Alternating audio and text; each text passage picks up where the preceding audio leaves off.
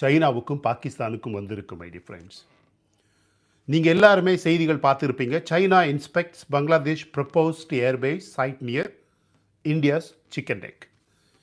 இந்தியாவின் chicken neck என்கிற பகுதி எவ்வளவு முக்கியமான ஒரு ஸ்ட்ராட்டஜிக், மிக முக்கியமாக மிலிட்டரி டிஃபென்ஸ் ஸ்ட்ராட்டஜி அப்படின்னு வரும்போது இந்தியாவுக்கு இது எவ்வளவு முக்கியமான ஒரு ஸ்ட்ராட்டஜிக் ஸ்பாட் அப்படிங்கிறது இங்கே எல்லாருக்குமே தெரியும். ஏற்கனவே சிக்கன் நெக் அப்படிங்கிற ஒரு இந்தியாவின் பகுதிக்கான முக்கியத்துவம் பற்றி நம்ம பல வீடியோக்களில் பேசியிருக்கிறோம். இந்தியாவை சுற்றி வளைத்து ஒட்டுண்டி மாதிரி ஒட்டுற ஒரு நாடு சைனா. இப்போ பங்களாதேஷில் இருக்கக்கூடிய ஒரு பழைய விமான தளத்தை புதுசாக அமைக்க ஆரம்பிச்சிருக்கு. அதுக்கான இன்ஸ்பெக்ஷன் இன்னைக்கு காலையில் நடந்திருக்கு. இது கூட கையாலாகாத ஒரு இடத்துல இந்த ஏர்பேஸு தொடங்க போகிறாங்க my dear friends. Siliguri corridor அப்படிங்கிற ஒரு இடத்துக்கு பக்கத்தில் தான் இது நடக்கு. இதுதான் சைனாவின் அபாயத்தின் ஆரம்பம் அப்படின்னு சொல்லலாம், இல்லைன்னா பாகிஸ்தானின் அபாயத்தின் ஆரம்பம். இந்த சிலிகுரி காரிடார் இதுதான் இந்தியாவை நம்ம வடகிழக்கு மாநிலங்களோடு இணைக்கிற ஒரே ஒரு வழி. இதை பற்றி ரொம்பவும் தெளிவான விளக்கமான வீடியோக்கள் நம்ம சேனல்லே அதிகமாக இருக்குது. 22 கிலோமீட்டர் அகலம் மட்டும்தான் இந்த சிலிகுரி காரிடார். அதாவது ஒரே ஒரு பாயிண்ட் மிஸ் ஆனாக கூட நம்ம எதிரிகளுக்கு காலி, நம்ம எதிரிகளுக்கு மிகப்பெரிய ஆபத்து அப்படின்னு சொல்லலாம். நம்ம நாட்டு இராணுவம், பொருளாதாரம் எல்லாத்துக்கும் பாதுகாப்பு வர்ற மாதிரி இன்னைக்கு இந்தியாவின் எல்லா எல்லைகளையும் சுற்றி மிக முக்கியமான சக்தி வாய்ந்த லேசர் ஆயுதங்களை டிப்ளாய் பண்ண ஆரம்பிச்சிருக்கிறாங்க. இப்போ இந்த சிலிகுரி அந்த தூரத்திலிருந்து வெறும் 20 கிலோமீட்டர் தூரத்தில் தான் இப்போ சைனாவும் பங்களாதேஷும் சேர்ந்து ஒரு பழைய விமான தளத்தை ரினியூ பண்ணுற மாதிரி, ரெனோவேட் பண்ணுற மாதிரி இந்த லவ்மோனி ஹாட் அப்படிங்கிற ஒரு விமான தளம். இந்த பழைய விமான தளத்தை இது பிரிட்டிஷ் காலத்தில் 1931 கட்டப்பட்ட ஒரு விமான தளம். அப்போ இந்த விமான தளம் யாருக்கு சொந்தமாக இருந்தது? இந்தியா அப்படிங்கிற ஒரு நாட்டுக்கு உள்ளாடியே இருந்த ஒரு பகுதி இது. இது பிரிட்டிஷ் காலத்தில் 1931 சுதந்திரம் கிடைக்கிறதுக்கு ஆல்மோஸ்ட் 15 வருடங்களுக்கு முன்னாடியே கட்டப்பட்ட ஒரு விமான தளம். அந்த விமான தளம் அது பாகிஸ்தானாக இருந்தாலும் சரி, பங்களாதேஷாக இருந்தாலும் சரி, அவர்களுக்கு சொந்தமில்லாத ஒரு விமான தளம். நம்மளாக பார்த்து பிச்சை போட்ட ஒரு விமான தளம். இன்றைக்கி அவன் இந்தியாவுக்கு எதிராக சைனாவின் உதவியுடன் அந்த விமான தளத்தை ரெனோவேட் பண்ணுற மாதிரி இன்னைக்கு அதுக்கான இன்ஸ்பெக்ஷன் நடந்திருக்கு. இது 2ஆம் உலகப் போருக்கு பயன்படுத்தப்பட்ட ஒரு விமான தளம்.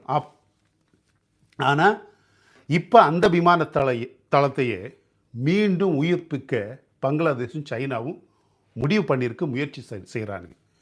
இதுக்கு பின்னாடி இருக்கக்கூடிய சைனாவின் பின்புலம் என்ன அப்படின்னு நீங்கள் பார்க்கணும். பங்களாதேஷ் இதுவரைக்கும் தனக்கென்று ஏதாவது கட்டியிருக்கா அப்படின்னு பார்த்தீங்கன்னா கிடையவே கிடையாது. அங்கே அதுக்கான பொருளாதாரமும் கிடையாது, அதற்கான வசதிகளும் கிடையாது, அதற்கான டெக்னாலஜி அண்ட் இனோவேஷனும் கிடையவே கிடையாது. இன்றைக்கு பங்களாதேஷாக இருந்தாலும் சரி, பாகிஸ்தானாக இருந்தாலும் சரி, இது எல்லாமே சைனாவுடைய ஆதரவில் நடக்கக்கூடிய விஷயம். இவனுங்க ஒன்று சேர்றதுல இதில் பாகிஸ்தானி நிறுவனமும் இருக்கலாம், சைனா நிறுவனமும் இருக்கலாம், ஏன் பங்களாதேஷ் நிறுவனமும் இருக்கலாம். இப்போ நமக்கு வந்திருக்க செய்தி என்ன அப்படின்னு பார்த்தீங்கன்னா, இந்த பங்களாதேஷ் ஏர்பேஸை ரெனோவேட் பண்ண போகிறதே பாகிஸ்தானில் உள்ள ஒரு நிறுவனம் தான். ஆனால் எக்கானமி, பொருளாதாரம் அப்படின்னு வரும்போது சைனாவால் இந்த படம் கொடுக்கப்படுது.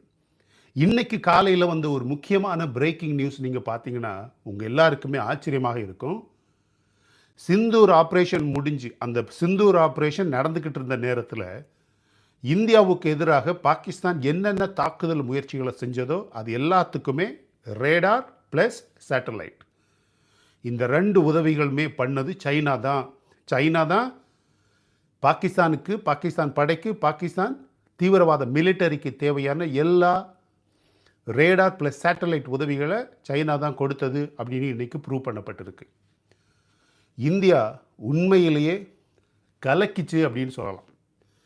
இந்த விமானத்தளம் வருங்காலத்தில் இந்திய இராணுவத்தையோ இந்திய இராணுவத்தின் இந்திய ஏர்ஃபோர்ஸின் ரஃபாலே போர் விமானம் அல்லது சுக்காய் சு-30 MKI ஸ்குவாட்ரானையோ எதுவுமே பண்ண முடியாது. ஆனால் இதை இவனுங்க கண்காணிக்க பயன்படுத்தலாம். நம்ம ஊரில் பொதுவாக ஒரு சிசிடிவி வைக்கிற மாதிரி நீங்கள் இதை நினச்சிக்கோங்க. நீங்கள் இந்த சிசிடிவியை வச்சு என்னது பெருசாக பண்ண முடியும் சொல்லுங்கள்? இவனுக்கு பயம் வந்திருக்கு. யாருக்கு? இந்த சைனாக்காரனுக்கு மிகப்பெரிய அளவில் பயம் வந்திருக்கு. ஒரு சிசிடிவியை வச்சு கவனிக்க மாதிரியான ஒரு ஏற்பாடை தான் இவன் இப்போ செய்கிறான். இந்தியா இதை ரகசியமாக ஏற்கனவே கண்காணிச்சுக்கிட்டு இருக்கு. நம்ம ரா அமைப்பு ஏற்கனவே நம்ம மிலிட்டரி இது எல்லாத்தையுமே ரொம்பவும் தீவிரமாக கவனிக்குது. இந்த விமானத்தளம் பாசஞ்சர் விமானங்களுக்கு மட்டும்தான் ஏற்கனவே பயன்படுத்தப்படுது.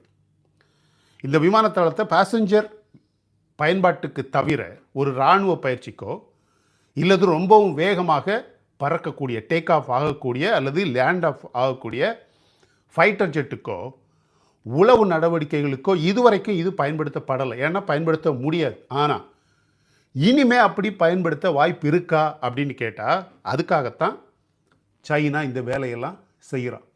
நம்ம ஹசிமாரா ஏர்பேஸ் இருக்குல்ல, இந்த ட்ரைசக்தி கார்ப் ஹெட் குவார்ட்டர்ஸ் அப்படின்னு சொல்லுவாங்க. இது எல்லாமே நம்ம பக்கத்தில் தான் இருக்குது. இந்த விமானத்தளத்தை நம்ம இராணுவம் ஏற்கனவே போர் ஸ்ட்ராட்டஜி அப்படின்னு வரும்போது கணக்கில் வச்சுருக்கு my dear friends. So Bangladesh இப்போ செய்கிறது என்னது? இது ஒரு புதிய இடைக்கால அரசு. உங்கள் எல்லாருக்குமே தெரியும், இந்த முகமது யூனிஸ் அப்படிங்கிறவருடைய தலைமையில் உள்ள அரசு சைனா மற்றும் பாகிஸ்தானுடைய ஒரு கைக்கூலி அரசாக மாறி இருக்கு. இந்த மனுஷனே ஒரு கைக்கூலி மனுஷனாகத்தான் இருக்கிறார். இவங்க எல்லாரும் நெருங்கி ஒன்றாக போயிட்டே இருக்கிறாங்க.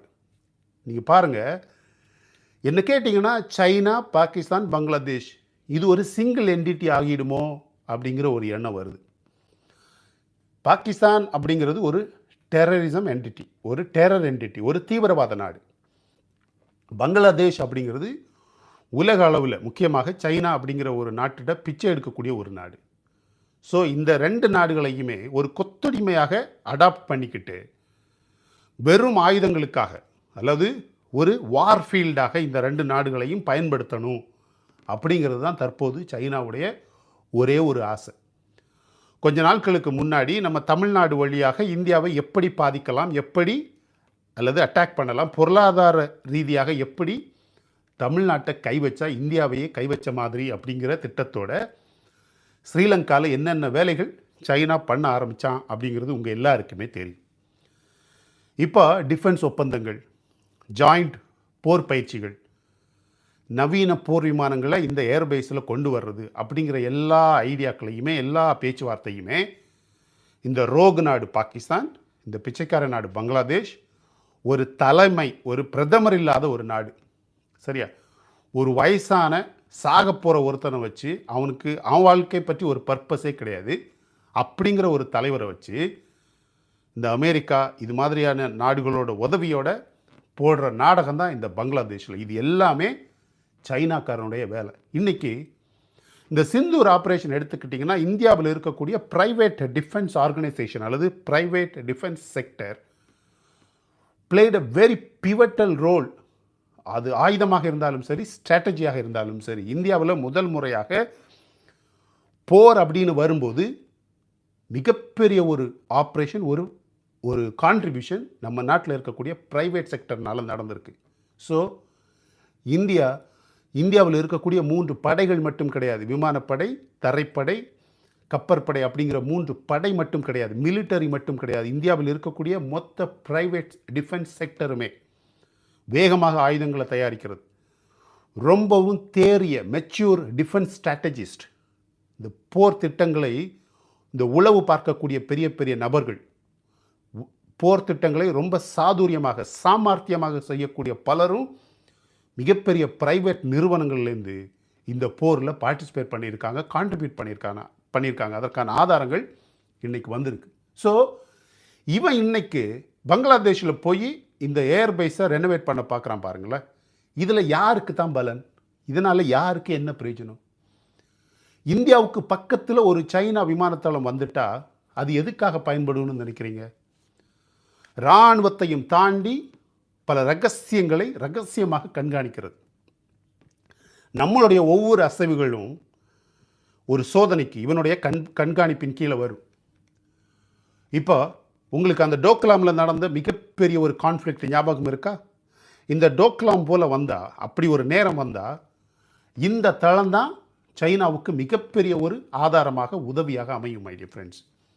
எனவே சைனாவின் போட்டி மனப்பான்மை, சைனாவின் ஒரு பெரிய சதித்திட்டம், இந்தியாவின் சிலிகுரியை இவன் பார்க்கும்போது சைனா நம்ம சிலிகுரியையும் நம்ம சிக்கன் நெக் பகுதியையும் சுற்றி வளைக்க ஐடியா போடுதான். ஆனால் அது நடக்குமா?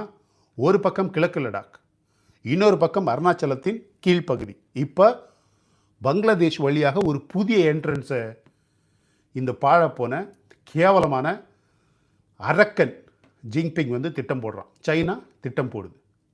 ஆனால் இதுக்கு இந்தியா ரெடி தானா அப்படிங்கிற கேள்வி தான் எல்லாருக்குமே வரும். இந்தியா ஏற்கனவே பல ஆயுதங்கள் சிலிகுரி பகுதியில் ரகசியமாக பூட்டி வச்சிருக்கு மை டியர் ஃப்ரெண்ட்ஸ். இந்த ட்ரைசக்தி கார்பரேஷன் எப்போதோ ரெடியாக இருக்குது, யாருக்குமே தெரியாது.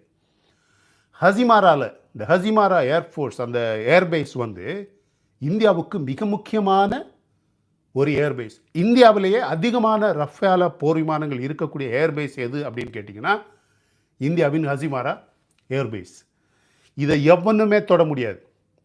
நம்ம சிக்கன் நெக் பகுதி, நம்ம சிலிகுரி பகுதி, இந்த ரெண்டு பகுதியையும், அதாவது ஆல்மோஸ்ட் 50-60 வருடங்களாக நம்மளுடைய அருணாச்சல் பிரதேசம் வந்து எப்படியாவது ஆக்கியபை பண்ணணும் அப்படின்னு சைனா திட்டம் போடுறான். இப்போ இடையில கூட அருணாச்சல பிரதேசத்தின் பகுதியை பேரை வந்து அவனே மாற்றிக்கிறதாக சைனா மொழியில் மேண்ட்ரின் லாங்குவேஜில் ஒரு பேர் வைக்கிறதாக அவன் அனௌன்ஸ் பண்ணான். இந்தியா வந்து நீ என்னமும் வச்சுட்டு போ, என்னமும் பண்ணிட்டு போ. Arunachal is an integral part of India. Pakistan இப்படி காஷ்மீருக்காக சண்டை போடுறானோ அதே மாதிரி தான் இவன் அருணாச்சல் பிரதேசத்துக்காக சண்டை போட்டுட்ருக்கிறான். நீ அருணாச்சல் பிரதேசத்துக்காக சண்டை அப்படின்னு வந்தேன்னா நாங்கள் திபெத்துக்கு ஒரு சண்டையை போடுவோம், சரியா? ஸோ ஹசிமாராவில் ரஃபால ஸ்குவாட்ரன் வந்து எப்போவோ ரெடியாக இருக்குது. அது மட்டும் இல்லை, இந்திய இராணுவம் இந்த விமானத்தளத்தை பார்த்தாலே சுடும் அளவுக்கு ஆர்ட்டிலரி ரேஞ்ச் பல நூற்றுக்கணக்கில் வச்சுருக்கு மை டியர் ஃப்ரெண்ட்ஸ். இவன் ஹசிமாரா ஏர்பேஸை இப்படி எட்டி பார்த்தாலே போதும், அவனுடைய மொத்த படையுமே காலி. அந்த அளவில் உலகத்திலேயே அதிகமான எண்ணிக்கையில் ஆர்ட்டிலரி ரேஞ்ச் டிப்ளாய் பண்ணி இருக்கக்கூடிய ஒரு ஏர்பேஸ் எது அப்படின்னு கேட்டிங்கன்னா இந்தியாவுடைய Hasimara air base my dear friends. அப்படியே ஷூட்டிங் ரேஞ்சில் இருக்குது. ஏன்னா அந்த அளவுக்கு ரொம்ப சின்ன பார்டர் அது. சைனாவுக்கும் இந்தியாவுக்கும் இடையில் இருக்கக்கூடிய அந்த பார்டர் ரொம்பவும் சின்ன பார்டர். அப்புறம் நம்மளுடைய ஆகாஷ் மிசைல் ரேஞ்ச், நம்ம BrahMos, LRSAM missile weapons, the war that devastated Pakistan அப்படின்னு சொல்லலாம். இந்த சிந்தூர் ஆப்ரேஷன் வந்து நம்மளுடைய ஆகாஷ் தீர், பிரம்மாஸ், LRSAM இந்த 3 முக்கியமான வெப்பன் தான் இன்றைக்கி பாகிஸ்தான் அடி வாங்கி ஓடியதுக்கு காரணம். இந்த வெப்பன்ஸ் எல்லாமே இந்த ஹசிமாரா ஏர்பேஸில் இருக்குது. நீ பாருங்கள், after series of denials Pakistan prime minister Sharif admits India's missiles hit Nur Khan airbase. Nur Khan airbase வந்து பாகிஸ்தானுடைய best airbase, the most important airbase, the primary airbase அப்படின்னு சொல்லலாம். அவனுடைய 40%க்கும் அதிகமான ஆல்மோஸ்ட் 50% வெப்பன்ஸ் வந்து இருக்கக்கூடிய ஒரு ஏர்பேஸ் எதுன்னு கேட்டிங்கன்னா நூர்கான் ஏர்பேஸ்.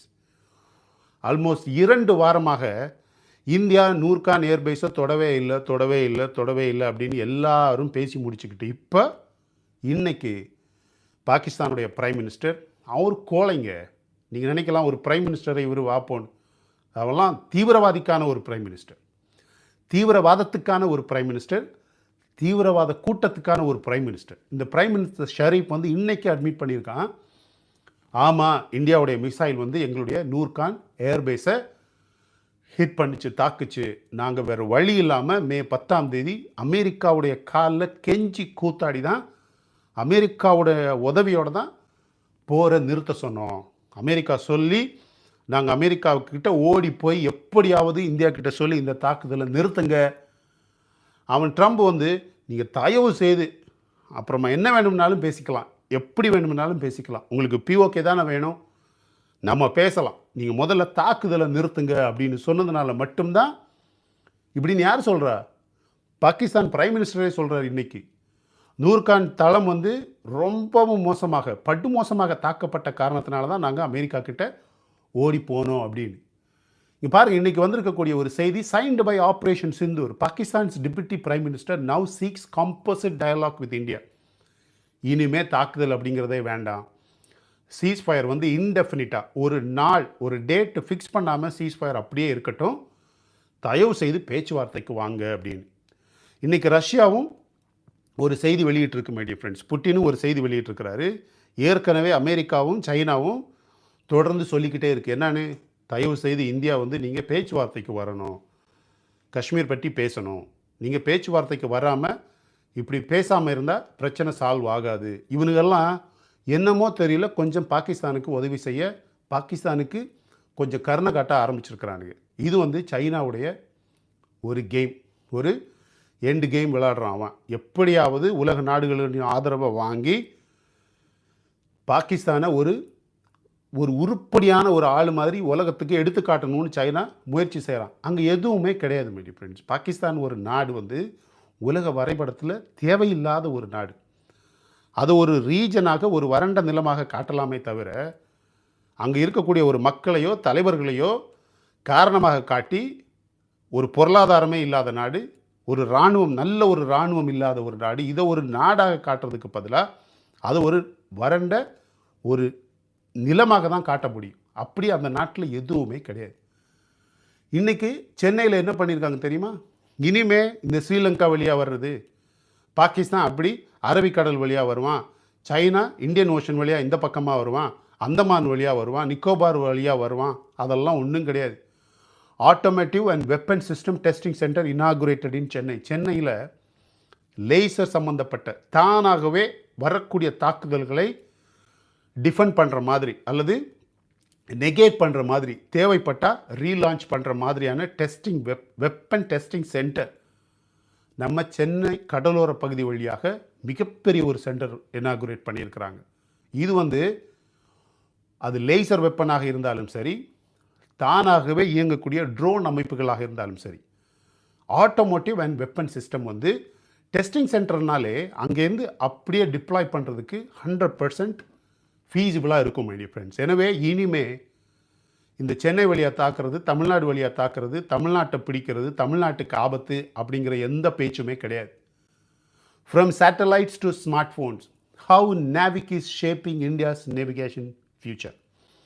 இன்றைக்கி உலகத்தில் ஜிபிஎஸ் அப்படிங்கிற ஒரு நேவிகேஷன் சிஸ்டத்தை வச்சுக்கிட்டு அவனுடைய எல்லா சேட்டலைட்டும் மொத்த உலகத்தையுமே மானிட்டர் பண்ணுற மாதிரி ஒரு ஏற்படுத்திக்கிட்டு இன்றைக்கி அமெரிக்கா காட்டுற வேலை, நீங்கள் ஒரு சின்ன வெப்பனை அங்கேருந்து அப்படியே மூவ் பண்ணாலும் அவனுக்கு தெரியுது, ஒரு ஆயுதத்தை மூவ் பண்ணாலும் அவனுக்கு தெரியுது.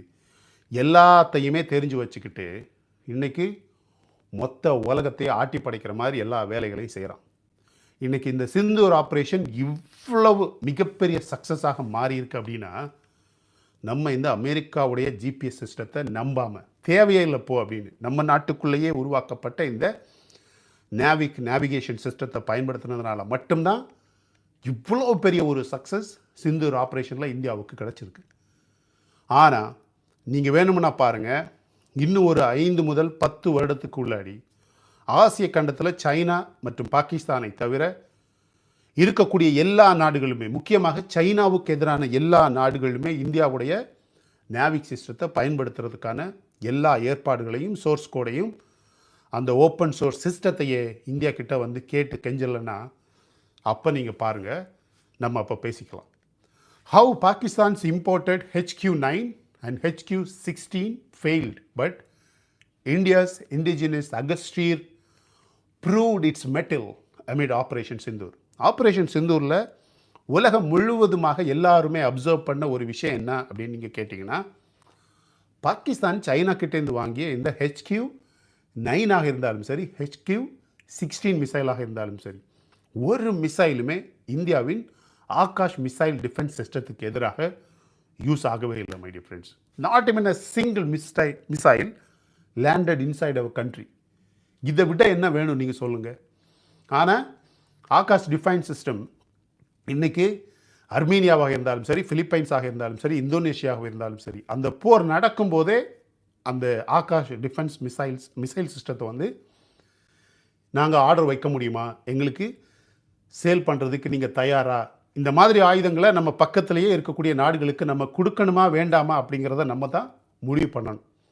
இன்றைக்கி யுனைடெட் நேஷன்ஸ் ஒரு ரிப்போர்ட் வெளியிட்டிருக்கு. இந்தியா வந்து 6.3 ஜிடிபி க்ரோத்தில் வந்து ரொம்ப வளர்ந்து, வேகமாக வளர்ந்து ஒரு மேஜர் எக்கானமியாக மாறப்போகுது. அதை தடுக்கிறதுக்காக செய்கிற திட்டம் தான் இந்த சைனா போடுற நாடகம். பாகிஸ்தானையும் பங்களாதேஷையும் ஒரு பேட்டில் ஃபீல்டாக, ஒரு போர் நடக்கக்கூடிய தளமாக பயன்படுத்தி அவனுடைய வளர்ச்சியில் போய்கிட்டே இருக்கணும். ஆனால் இந்தியாவுடைய வளர்ச்சியை ஷண்ட் பண்ணணும், இந்தியாவுடைய வளர்ச்சியை பிளாக் பண்ணணும், முக்கியமாக ஸ்லோ பண்ணணும். அப்படிங்கிறதுக்காக போடுற திட்டம் தான் இந்த சைனாக்காரன் பண்ணுற திட்டம். யுனைடெட் நேஷன்ஸ் ஐநா சபை வெளியிட்டிருக்கக்கூடிய ரிப்போர்ட், இன்னைக்கு வெளியிட்டிருக்கக்கூடிய ரிப்போர்ட் என்ன சொல்லுதுன்னா, 6.3 ஜிடிபி க்ரோத்தில் இந்தியா ரொம்ப வேகமாக இப்படி தொடர்ந்து வளர்ந்துக்கிட்டே இருந்துச்சுன்னா உலகத்தில் மிகப்பெரிய ஒரு மேஜர் எக்கானமியாக இந்தியா மாறப்போகுது. ஆனால் இவனுக்கு அது நடக்கக்கூடாது. நீ பாருங்கள், இன்னைக்கு அமெரிக்கா முழுவதுமாக, உலகம் முழுவதுமாக இருக்கக்கூடிய பெரிய பெரிய டிஃபென்ஸ் ஸ்ட்ராட்டஜிஸ்ட், முக்கியமாக பாதுகாப்பு சம்பந்தப்பட்ட வல்லுநர்கள் சொல்லக்கூடியது, இந்தியா பாகிஸ்தான் கான்ஃப்ளிக்ட்டுங்கிறது அமெரிக்காவுக்கோ ரஷ்யாவுக்கோ எந்த விதத்திலையுமே பயன்படாத ஒரு கான்ஃப்ளிக்ட். முக்கியமாக இந்தியா பாகிஸ்தான் கான்ஃப்ளிக்ட் அப்படிங்கிறது அமெரிக்காவுக்கு ரொம்ப மோசமான ஒரு கான்ஃப்ளிக்ட். அமெரிக்காவுக்கு எந்த விதத்திலையுமே தற்போது இருக்கக்கூடிய சூழ்நிலையை நீங்கள் பார்த்தீங்கன்னா அது அமெரிக்காவுக்கு நல்ல ஒரு கான்ஃப்ளிக்ட் கிடையாது. ஏன்னா இந்தியா பாகிஸ்தான் கான்ஃப்ளிக்ட் தொடர்ந்து நடந்துச்சுன்னா இந்தியாவுடைய அட்டென்ஷன், அந்த சைனா மீது இருக்கக்கூடிய அட்டென்ஷன் வந்து மாறி போயிடும். அது யாருக்கு நல்லது கிடையாது, அமெரிக்காவுக்கு நல்லது கிடையாது. இந்தியா வந்து தொடர்ந்து சைனாவுக்கு செக் வைக்காம இல்லைன்னா, இந்தியா வந்து சைனாவை கொஞ்சம் லூஸ் பண்ணிடுச்சுன்னா அது தைவானுக்கு நல்லது கிடையாது, அது ஜப்பானுக்கு நல்லது கிடையாது, அது பிலிப்பைன்ஸுக்கு நல்லது கிடையாது, பக்கத்தில் சுற்றி இருக்கக்கூடிய ஒரு சில முக்கியமான கல்ஃப் நாடுகளுக்கு நல்லது கிடையாது, இஸ்ரேலுக்கு நல்லது கிடையாது. எனவே இந்த நாடுகளை எல்லாம் பாதுகாக்கணும்னா நாம் சொன்ன இந்த எல்லா நாட்டிலையுமே அமெரிக்காவுடைய மிலிட்டரி பேஸ் இருக்குது, ஏர்பேஸ் இருக்குது. இந்த நாடுகளை பாதுகாக்கிறதே அமெரிக்கா தான். ஜப்பானை பாதுகாக்கிறது அமெரிக்கா, தைவானை பாதுகாக்கிறது அமெரிக்கா. ஸோ இந்தியா வந்து சைனாவை செக்கில் வைக்கலைன்னா, இந்தியாவுடைய அட்டென்ஷன் வந்து சைனா மீது இல்லைன்னா இந்த நாடுகளுக்கு எல்லாமே ஆபத்து. அது இன்டைரக்டாக அமெரிக்காவுக்கு மிகப்பெரிய ஆபத்து. ஸோ இந்தியா பாகிஸ்தான் கான்ஃப்ளிக்ட் வந்து தொடர்ந்து நடந்துக்கிட்டே இருந்தால் இந்தியாவுடைய அட்டென்ஷன் சைனாவை விட்டு மாறிடும். அது அமெரிக்காவுக்கு நல்லது கிடையாது. எனவே இந்தியா பாகிஸ்தான் கான்ஃப்ளிக்ட் அப்படிங்கிறது வந்து அமெரிக்காவுக்கு எந்த விதத்துலையுமே நல்லது கிடையாது. நீங்கள் பாருங்கள், ஒருவேளை ஆயுதங்களை விற்கிறதுக்காக இவன் பாகிஸ்தானிடம் அமெரிக்காக்கிட்டேருந்து ஆயுதம் வாங்குகிற அளவுக்கு 5 காசு அவங்ககிட்ட கிடையாது. ஸோ ஆயுத அடிப்படையில் கூட இந்த போர் நடக்கணும், பாகிஸ்தானுக்கும் இந்தியாவுக்கும் ஒரு போர் நடக்கணும் அப்படிங்கிற ஆசை அமெரிக்காவுக்கு கிடையவே கிடையாது. நீ பாருங்கள், India has jabbed Pakistan straight in its heart. இன்றைக்கி வந்திருக்கக்கூடிய இந்த foreign affairs expert Robinder Sachdev அப்படிங்கிற மிகப்பெரிய ஒரு வல்லுநர் சொல்கிறாரு, இந்தியா வந்து ஸ்ட்ரெயிட்டாக அவனுடைய ஹார்ட்டையே அடித்த மாதிரி அடிச்சிருக்கு அப்படின்னு சொல்கிறார். இதுக்கு மேலே என்ன வேணும் my dear friends? After India downing and F-16 during Operation Sindoor, உங்கள் எல்லாருக்குமே தெரியும், இதை கூட இன்னும் கூட பாகிஸ்தான் ஒத்துக்கலை. ஏன்? அமெரிக்காவே ஒத்துக்க மாட்டேங்கிறான். ஏன்னா அவனுடைய மொத்த ஆயுத இண்டஸ்ட்ரிக்கே சரியா F-16 அந்த போர் விமானம் தயாரிக்கக்கூடிய கம்பெனியோட ஸ்டாக்கு கிராஷ் ஆகி நாசமாக போயிடும். இந்தியா சிந்தூர் ஆப்ரேஷனில் ஒரு F-16 ஏர்கிராஃப்டை மொத்தமாக அடித்து தாக்கி உடைச்சிது, அது உண்மை. அது நடந்ததுக்கப்புறம் நேற்று நைட்டு, இன்றைக்கி காலையில், விடிய காலையில் உக்ரைனில் ரஷ்யா ஒரு F-16 அடித்து காலி பண்ணியிருக்கு. ஸோ இன்றைக்கி பங்களாதேஷில் வரக்கூடியது ஒரு சாதாரண விமானத்தளம் கிடையாது. இது அவனுடைய சதி திட்டத்தின் பிளான் ஏ. யாரோட சதி திட்டத்தின் பிளான் ஏ? சைனாவுடைய சதி திட்டத்தின் பிளான் ஏ அப்படின்னு சொல்லலாம்.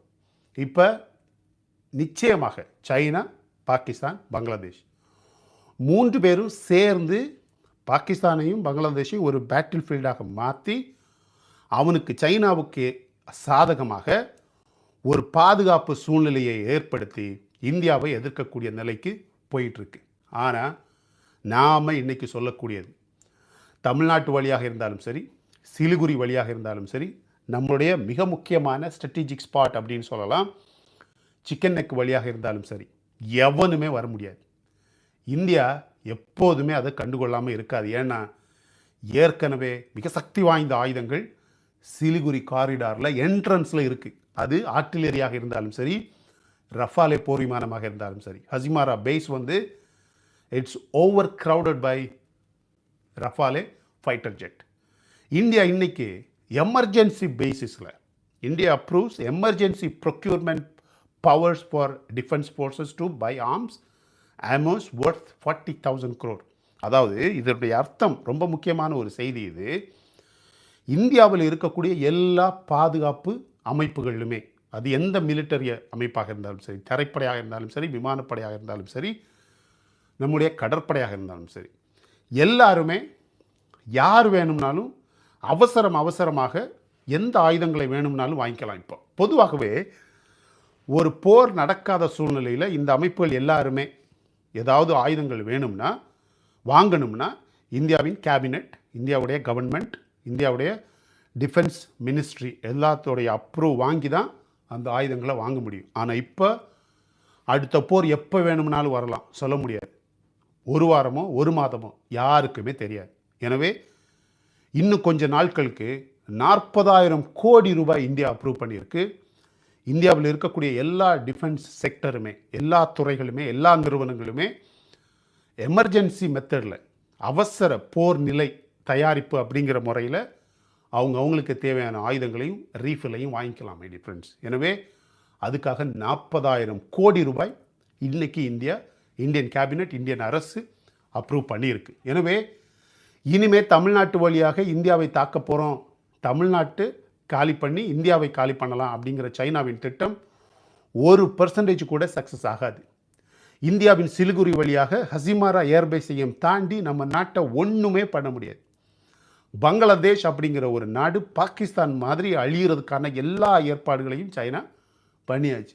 எப்படி கடந்த 10-15 வருடங்களாக திட்டம் போட்டு சைனா பாகிஸ்தானை ஒரு பேட்டில் ஃபீல்டாக மாற்றுச்சோ, ஒரு போர் தளமாக, மனிதர்களை கொல்லக்கூடிய ஒரு போர் தளமாக மாறிச்சோ, எப்படி அவனுடைய பயன்படாத டியூப்ளிகேட் வெப்பன்களை, ஆயுதங்களை டெஸ்ட் பண்ணுறதுக்கான ஒரு தளமாக பாகிஸ்தானையும் மற்ற பகுதிகளையும் சைனா மாற்றிச்சோ, அது மாதிரி பங்களாதேஷை மாற்ற திட்டம் போட்டுருச்சு. நேபாளையும் ட்ரை பண்ணிச்சு, ஸ்ரீலங்காவையும் ட்ரை பண்ணிச்சு. ஸ்ரீலங்கா இப்போ இந்தியா கைப்படியில் வந்தாச்சு. அதனால் அங்கே எதுவுமே பண்ண முடியாது.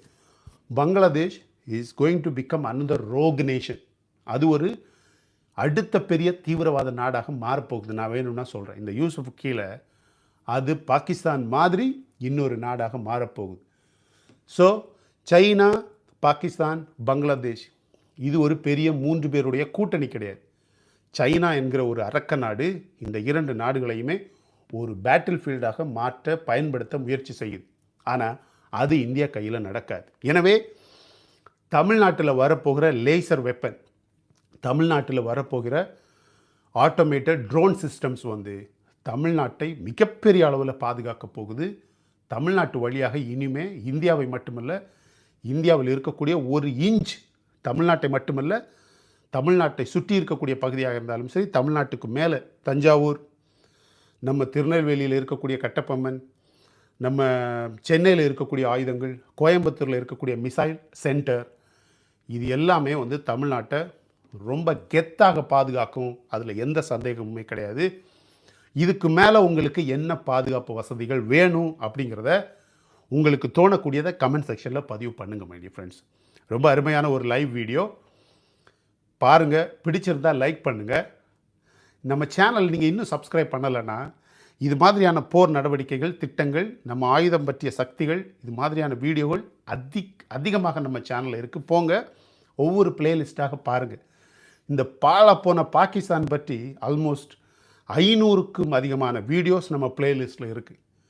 நம்ம பழைய லெகசி வீடியோஸ் எல்லாம், நீங்கள் கிளாசிக் வீடியோஸ் எல்லாம் எடுத்து பார்த்தீங்கன்னா ஆல்மோஸ்ட் 3 வருடமாக இந்த பாகிஸ்தான் எப்படி அழியும் அப்படின்னு நம்ம பேசிக்கிட்டே இருக்கிறோம். அது நடந்துக்கிட்டே இருக்கும் மை டியர் ஃப்ரெண்ட்ஸ். சொன்னால் நம்ப மாட்டீங்க. நம்ம இந்த வருடம் பேசுகிறது அடுத்த வருடம் நடக்கு. இன்னும் 2 வருடத்தில் பாகிஸ்தானுக்கு என்ன ஆக போகுது, இந்த பாகிஸ்தான் எப்படி பாழா போக போகுது அப்படின்னு நம்ம பேசுகிறோம். அது 1 வருஷத்துலேயோ 1.5 வருஷத்துலேயோ நடந்து முடிஞ்சிருது. இப்படித்தான் இந்த பாகிஸ்தான் அழிஞ்சிக்கிட்டே இருக்குது. பிளேலிஸ்ட்டுக்கு போங்க, பாருங்கள், அப்போ உங்களுக்கு புரியும். நம்ம கடந்த 2-3 வருடமாக பாகிஸ்தானை பற்றி எப்படி ஃபோர்சி பண்ணிகிட்ருக்குறோம், எப்படி ப்ரொஜெக்ட் பண்ணிகிட்ருக்குறோம், எப்படி நம்ம இந்த நாட்டை பற்றி நம்ம ரொம்ப ஸ்மார்ட்டாக நம்ம கெஸ் பண்ணியிருக்கிறோம் அப்படின்னு நீங்கள் பாருங்கள். பார்த்தா உங்களுக்கு புரியும். இந்த வீடியோவை லைக் பண்ணிட்டு போயிடாதீங்க, ஷேர் பண்ணுங்கள் மை டியர் ஃப்ரெண்ட்ஸ். மக்களுக்கு அவேர்னஸ் வரட்டும். Thank you so much, my dear friends, for watching all my videos and supporting my channel. Until I come back with my next awesome video, it's bye-bye from Suresh. Stay safe, stay positive, stay active and stay fit and always dream big in your life. நம்மளால் எப்போவுமே எதையுமே எங்கேயுமே சாதிக்க முடியும் அப்படின்னு நம்ம first நம்பணும் my dear friends. And as I always say, please take care of your parents at your home. உங்கள் அப்பா அம்மாவை உங்கள் வீட்டிலே வச்சு நல்ல சந்தோஷமாக பத்திரமா பாதுகாப்பாக பார்த்துக்குங்க my dear friends. Because it's very, very, very, very important. Be kind to everybody. Thank you.